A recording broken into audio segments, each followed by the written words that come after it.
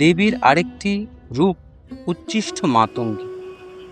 সাধারণভাবেই উচ্ছিষ্ট অর্থাৎ এঁটোকে আমরা বুঝি, তাই সহজেই একটি অপপ্রচার ছড়িয়ে পড়েছে যে এঁটো দিয়ে এই দেবীর পূজা করতে হবে। কিন্তু উচ্ছিষ্ট কথাটির আসল অর্থটি কি? সেই অর্থটি কিন্তু অতটা সরল নয়।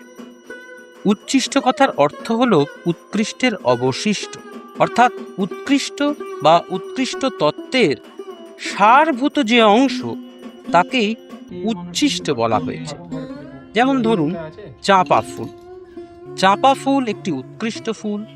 এই উৎকৃষ্ট ফুলটির যে সারভূত অংশ সেটি কি না চাঁপা ফুলের নির্যাস, তার রস, তার গন্ধ, অর্থাৎ সেটিই হলো তার উচ্ছিষ্ট।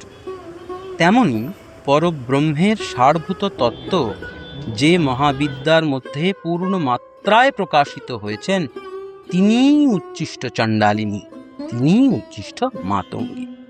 উৎকৃষ্টের যে অবশিষ্টাংশগুলি প্রলয়েও বিনষ্ট হয় না, সেই সমস্ত শিষ্টগণকেই উচ্ছিষ্ট বলে আখ্যায়িত করা হয়।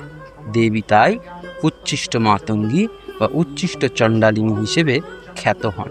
তাই ভেবে দেখুন, এমন একটি মহান তত্ত্বকে নির্বোধ হয়ে আমরা কিভাবে কালিমা লিপ্ত করছি।